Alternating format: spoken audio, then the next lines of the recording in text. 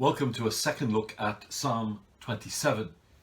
In our last study, I shared with you how this is very much a psalm of two halves. I was going to say conflicting, but they're not conflicting, but they're very different. The first half, verses 1 to 6, is a striking assertion of confidence and faith that David has in God.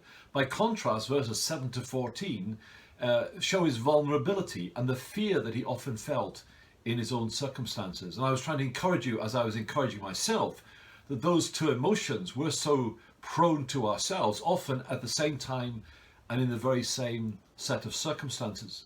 But I want you to notice two things, particularly out of this second half of Psalm 27. Although it is an expression of very childlike fear and an awareness of his vulnerability and danger, it has also got elements of confidence in it as he prays to God. The first of those comes out in verse 7 and 8, when he calls to God to hear him when he cries to him, and he reminds God of his own encouragement to him. He says, "You have said," speaking to God, "you have said, seek my face." Now that's another way of saying, pray to me. Pray to me. So David says, "My heart says to you, your face, Lord, do I seek. Hide not your face from me." So David's confidence in prayer is based on the fact that God has encouraged him, indeed commanded him to seek his face in prayer. And so when David comes to him in prayer, he has no doubt whatsoever that God will hear him. Isn't that a wonderful thought? The God of all the world wants us, indeed commands us, to pray to him, to have that intimate fellowship with him, where we speak with him as it were face to face, albeit by faith. And if he's so encouraged us and commanded us, he's not going to disappoint us.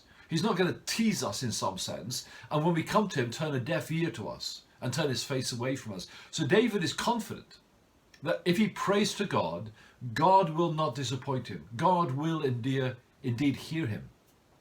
But here's the challenge that David faces, and I'm sure that all of us have faced and will often face in our Christian lives. God does not work by our time frame, by our schedule, by our agenda. God does not deliver when we want him to deliver. He delivers when he deems it the most appropriate time. And so David is aware in these verses that the answer he seeks will not necessarily come very quickly. He lays out his danger and he lays out his need to God. But look how he ends the psalm. In verse 14, "Wait for the Lord. Be strong and let your heart take courage. Wait for the Lord." There's the challenge to us. Some of us are, and I confess this of myself, we are prone to impatience. We want things to happen now. We want things to happen by our time frame, by our schedules. And one of the things God is teaching us very often in our lives is that he will answer our prayer, but he will do so in his time. And we need to be patient and to wait. And his timing is always, always split second perfect.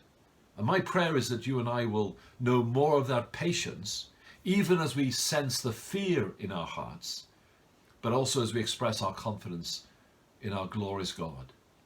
Join me next time as we look at Psalm 28, God willing. And until then, the Lord bless you.